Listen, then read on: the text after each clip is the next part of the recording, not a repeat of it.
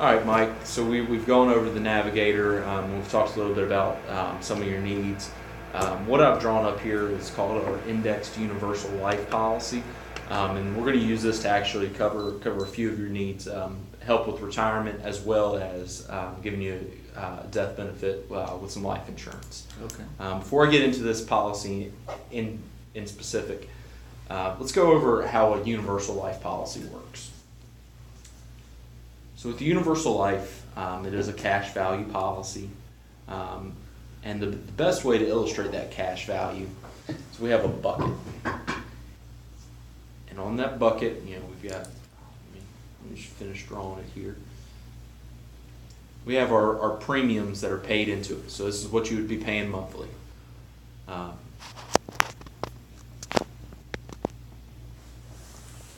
in this bucket, we have our cash value.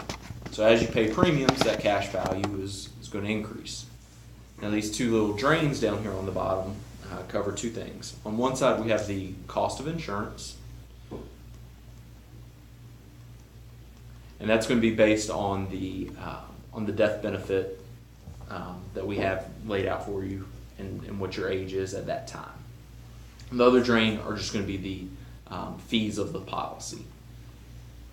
We at Mutual of Omaha have some of the lowest fees amongst life insurance carriers for the universal life, but any universal life is going to have those fees. The other way that cash value builds up, not only do we have the premium, but we have the interest that we're crediting. This goes for whether it's an indexed universal life, and I'll explain how that works in a minute. It could be a current assumption where you have a fixed interest rate. Whatever it is, you have your interest that's accruing. And as that cash value grows, as you pay premium and interest credit, that cash value is going to grow and grow and grow. And we'll explain how we're going to actually use that cash value in your lifetime to help out with retirement, as well as building having a death benefit. So I'd mentioned the interest that is credited. Our policy is indexed, which means it follows the S&P 500. Are you familiar with the concept of the S&P 500? Yeah. Okay. So it follows that S&P 500. Essentially, as for every percent that the S&P 500 increases, we credit you 1%.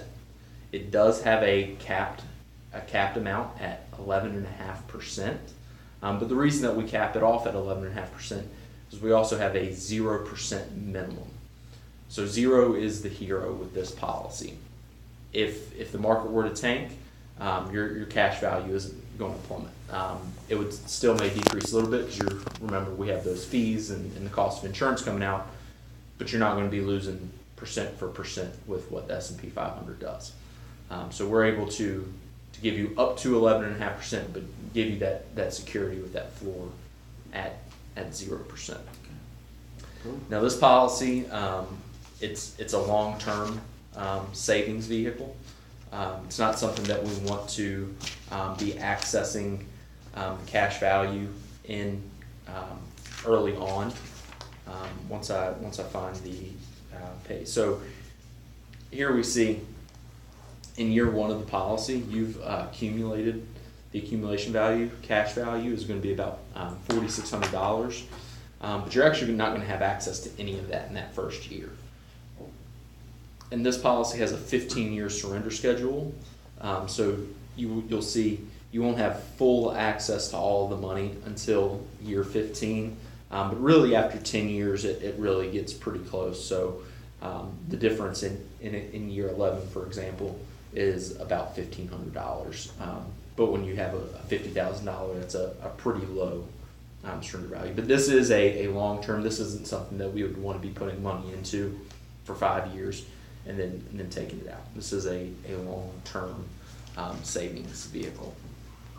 Now, as we see, the cash value is growing according to the S&P 500. We're making a few assumptions.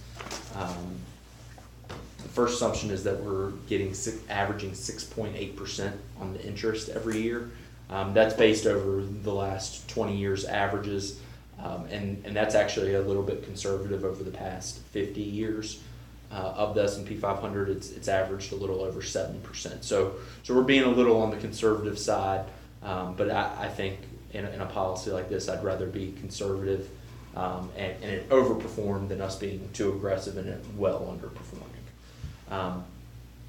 But the way this policy works, you see we're growing this cash value, and then by around age 70, if we were to continue to get that 6.8%, you continue funding it the way we would do, it would have a little over $1 million in cash value. Now, you could just surrender that and take that $1 million and run. But the better way of doing that is to actually take loans out on the policy.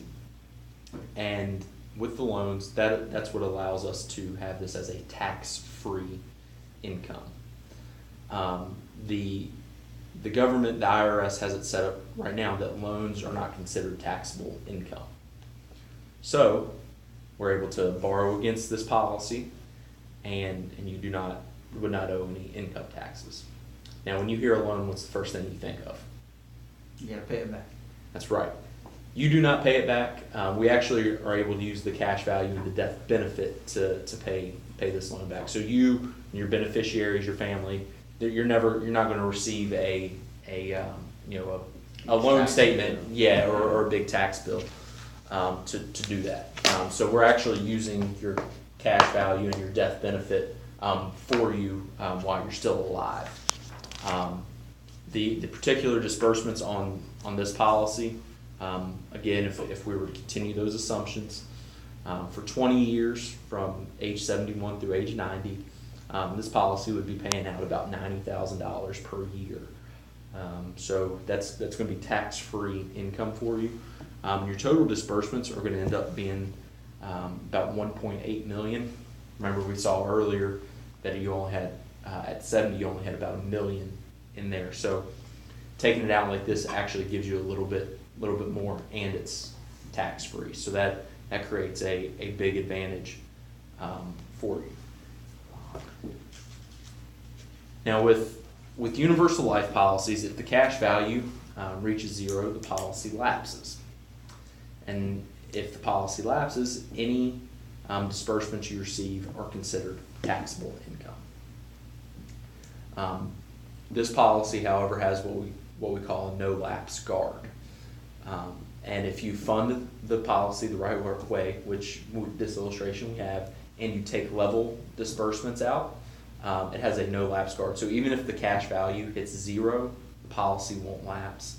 And again, that's important because if the policy lapses, all the income that you've received would count as taxable income. So if you 90 years old, you might get a 1099 for 1.8 million. That would not be good. But we have this no lapse guard on to protect it from ever falling out. This policy is flexible. I like to show you on the very first page. It says a flexible premium universal life policy. So this policy changes it as your needs in life change. So if you end up getting a big raise at work, or you're making more down the road, we can increase what we're pumping into this policy. At the same time, if you reach some hardships, you may not be able to make the payments for a month or two. You could call us and turn those off, and the cash value is actually going to pay those premiums for you. So it does have some flexibility. In addition, once a year you can increase the death benefit on this. Now, you would have to go through additional underwriting to do that, but instead of buying multiple policies and at 70 years old you've got 7 different life insurance policies and you don't know where it is, you can actually just add on to this. So it does give some flexibility. And I'm going to leave this with you. So I want to go over one more section that a lot of folks see and get scared by. It's called our guarantee section.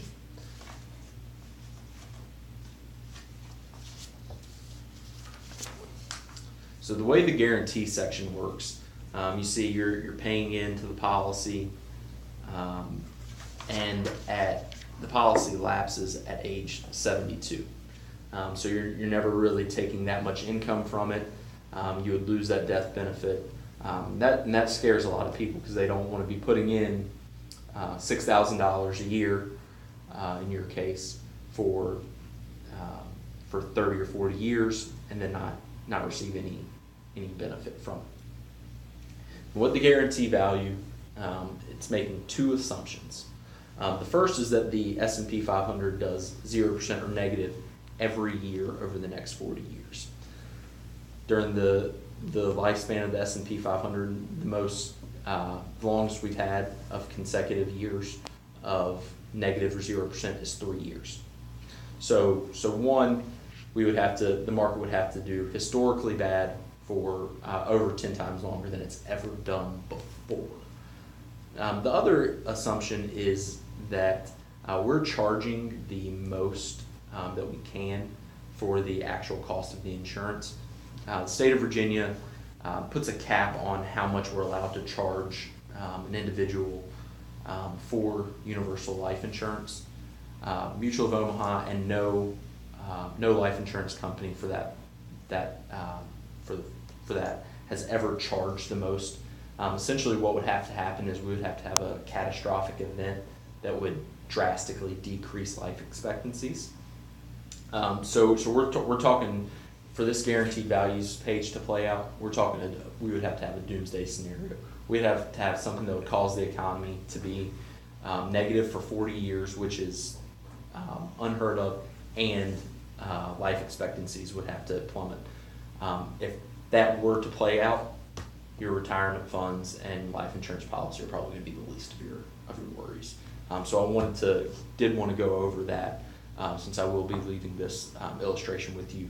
Didn't want you to flip through it and see that my policy could run out at age 71. This does include a terminal and chronic illness rider. If you're unable to perform 2 of the 5 daily living activities, which include bathing, feeding yourself, transitioning, getting up and down out of a chair, toilet, getting dressed, or cognitive ability, so just being able to think clearly. If you can't do 2 of those 5, you can actually use 80% of the death benefit to pay for long-term care or things like that. So this does have another built-in feature to use for while you're still alive. And then the final thing is this policy, as you can see, has the death benefit is changing, and what that is we have this set up to be an increasing death benefit. So each year you are paying for the essentially $218,000 worth of life insurance, but the death benefit is going to be that $218,000 worth of life insurance plus whatever your cash value is at that time. So, for example, in year 20, if you were to pass away, your beneficiaries would actually get about $430,000 worth of life insurance. So that's the general basics of how this policy works. The big takeaways are the purpose of this policy. Not only are we providing the death benefit, but if you were to live into retirement, we're going to be providing be able to provide some tax-free income for you and your family. Do you have any questions about this policy? Not really, no. Okay. Good.